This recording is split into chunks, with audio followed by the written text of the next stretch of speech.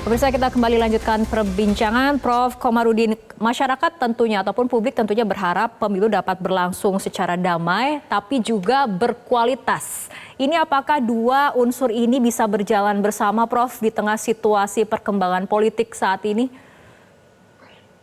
Ya, ini kalau politisi yang penting mengejar kemenangan dengan berbagai cara yang dibuktikan dengan vote, dengan suara dan landasan hukumnya, yang kadang-kadang etika moral yang disuarakan para profesor itu dilanggar, disingkirkan. Jadi profesor, orang kampus itu bicara etika, peradaban, kebudayaan itu untuk masyarakat yang memang sudah agak tinggi kelasnya, integritasnya. Tapi bagi pemburu kekuasaan itu nomor dua, yang penting kekuasaan. Nah, dua ini kalau kita bicara menang-menangan, yang menang yang legal para politisi. Tapi secara moral, ya ini tidak legitimate. Yang kita harapkan itu kan menang secara legal, tapi secara moral juga diterima, sehingga pemilu itu betul-betul menjadi jembatan, menjadi eskalator untuk menaikkan standar demokrasi kita dan sebagai aset untuk membangun ke depan karena mendapat dukungan masyarakat dan sekaligus juga dukungan dunia. Tapi kalau hanya menang tapi melupakan aspek legalitas moral dan dukungan dan trust dari masyarakat, saya khawatir nanti yang muncul akan noisy government, akan noisy. Lebih-lebih kalau ada anggapan bahwa ini ada satu cacat prosedural, nanti akan ribut melulu. Tapi nanti kita lihat saja. Tapi bagi penguasa yang ingin menang dan mereka punya instrumen kekuasaan, itu kan mudah diatasi. Bagi mereka seperti itu. Tapi itu kan berarti setback kehidupan kita. Mas Rio, tanggapannya?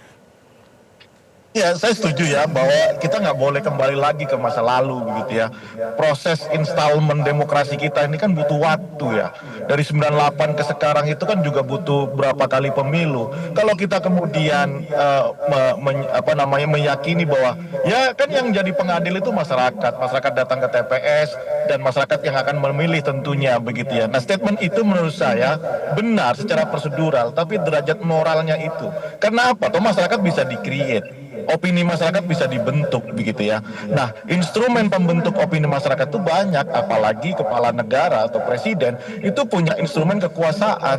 Ya, saya mau terus terang saja bahwa ada orkestrasi bantuan sosial misalnya. Nah, saya khawatir proses bernegara kita itu cuma trade off antara sembako dengan rakyat di kelas bawah. Nah, itu yang membahayakan buat saya, buat kita ya, melihat demokrasi kita saat ini. Makanya saya bersyukur ketika ada gerakan-gerakan epistemic community yang berupaya mengkritisi, meskipun kemudian itu juga dikritisi balik ya, bahwa itu ada partisan dan lain-lain. Tidak penting, benar kata Prof tadi bahwa tidak penting buat para akademisi ini siapa yang mengejar atau memburu kekuasaan, tetapi rel demokrasi itu harus benar-benar tertanam.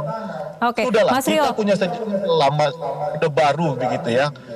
Mau dikaji dari sudut pandang apapun, secara prosedural pemilu itu ada di zaman Orde Baru. Tapi apakah pemilu itu derajat moralnya, nilainya itu sesuai dengan substansi demokrasi, itu jauh gitu ya. Nah, itu saya kira kita nggak boleh lagi kembali ke situ. Dan Jokowi dalam hal ini sebagai saya lah secara pribadi yang 2 periode mendukung Jokowi gitu ya, mencoblos Jokowi, saya berharap banyak supaya ketika dia sudah landing itu benar-benar menjadi uswah, menjadi teladan buat masa depan anak bangsa. Baik. Kita ke Prof. Komar, mungkin ini terakhir. Prof. Komar, ada kemudian yang yakin, ada kemudian yang ragu, tapi dari pandangan Anda, catatan Anda, bagaimana? Apakah pemilu kali ini mampu bisa berlangsung bersih tanpa intervensi? Kalau bagi politisi pemberi kekuasaan yang bisa menguasai kaidah-kaidah hukum, undang-undang, ya mereka bisa legal. Jadi yang penting itu legalitas, kemenangan menurut hukum, di backup kekuasaan. Tapi bagi masyarakat, menang itu kan menang secara moral dan penuh dengan keadaban, keteladanan. Jadi bisa saja kemungkinan besar menang, tapi sebuah kemenangan legal, tapi defisit moral. Kalau itu yang terjadi, ya kita harus mengakui bahwa semangat reformasi yang kita harapkan semakin membaik, ujungnya itu adalah justru anti klimaks. Dulu Orde Baru anti klimaks, Orde Lama anti klimaks. Kita harapkan reformasi itu semakin melejit berkembang ke atas. Ternyata anti klimaks, rakyat marah dan lelah. Dan sekali lagi orang yang dulu pro dan dekat dengan Jokowi sekarang berbalik. Apa maknanya ini? Maknanya ini sesungguhnya yang berbalik sesungguhnya bukan para pendukungnya Jokowi. Yang berbalik pindah posisi itu Jokowinya, bukan para pendukungnya. Saya melihat orang-orang pendukungnya itu orang baik-baik, nggak butuh kekuasaan, tidak punya agenda apa-apa, tapi sekarang pada ngeritik balik. Jadi secara common sense ini siapa yang benar, siapa yang salah. Oke. Baik, tapi kita harapkan, masih berharap ada kemudian komitmen dari Presiden untuk dapat bersikap netral di pemilu untuk kali ini. Mungkin terakhir saja kepada Mas Rio, ringkas saja mengenai pemilu damai, berkualitas, dan memiliki legitimasi yang kuat. Ya, kita berharap ya pemilu ini bersih, netral begitu ya. Tapi melihat gejala-gejala di bawah, saya kira terlalu banyak fenomena yang kita potret, instrumen kekuasaan ini bermain begitu ya.